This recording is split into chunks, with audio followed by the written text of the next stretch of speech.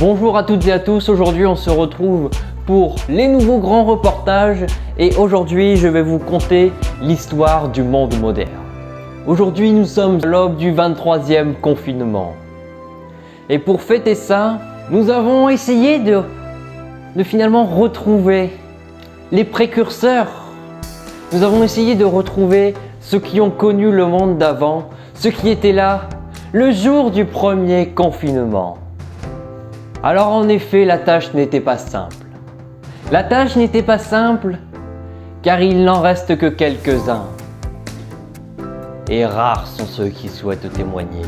Là en effet, le premier confinement n'était pas aussi agréable que ceux que nous pouvons vivre actuellement. Notre gouvernement tout-puissant se rend chaque jour de plus en plus proche de vous afin de vous garantir les meilleures conditions possibles et un meilleur confinement possible. Nous les en remercions profondément. Nous avons tout de même pu rencontrer l'un d'entre eux. Celui-ci a connu le monde d'avant. Il s'appelle Romain et il avait 18 ans quand ça a commencé. Bonjour Romain. Vous aviez 18 ans quand cela a commencé. Vous en avez maintenant 56. Que vous souvenez-vous du premier confinement?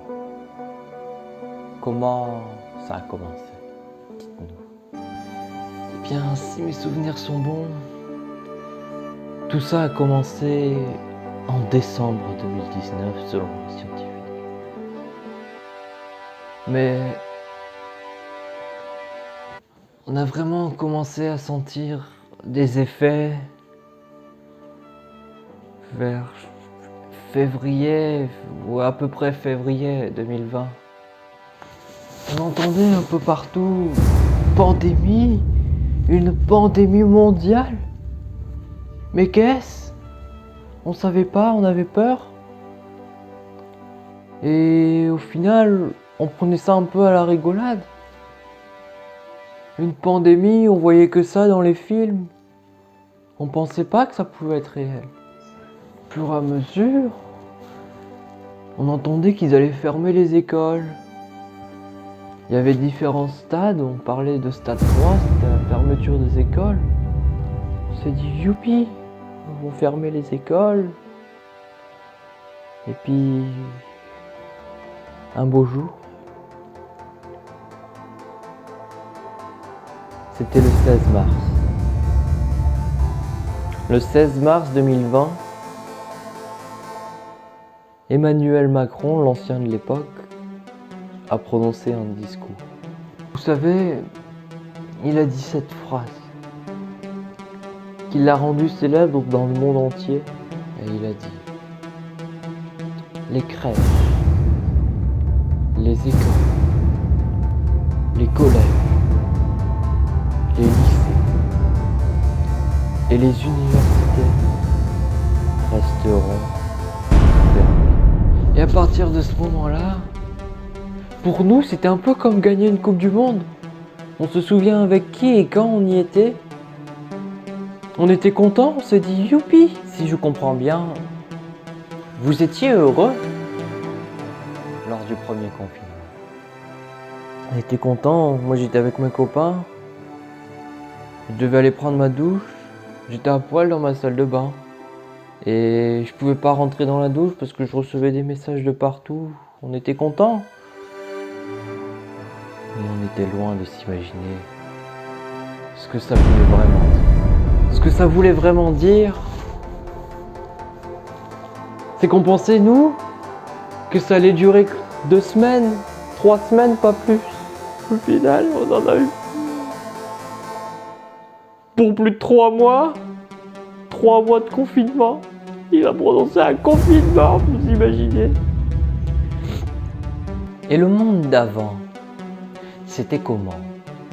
On peut lire dans les livres, voir sur des vidéos, des gens se réunir ensemble. Est-ce bien réel ou n'est-on qu'une légende? Si je vous dis que c'est vrai, vous ne me croirez pas. Mais oui. Le monde d'avant était merveilleux, vous savez. C'était donc bien réel. Ce que l'on appelle plus communément télésupporters ou téléspectateurs, eux aussi étaient-ils réels? Oh, c'était beau. C'était beau, vous savez. On pouvait mettre 40 000, 50 000, 80 000 personnes dans un stade. Et toutes ces personnes étaient là, ils voyaient des joueurs, ils chantaient ensemble. Que de bons souvenirs, je me rappelle quand j'allais au stade avec mon père, ma famille. On était heureux, on chantait, on se prenait dans les bras. On voyait des joueurs de foot, ils marquaient des buts. C'était fabuleux. C'était fabuleux. On se réunissait. C'était magnifique. Pourquoi? Des stades, vous me dites? Ils ont maintenant tous disparu. Mais c'était des énormes trucs, quoi. Ils étaient pour la plupart en plein milieu des villes. Ah, mais il en reste en Corée du Nord, savez-vous? En Corée du Nord, vous me dites?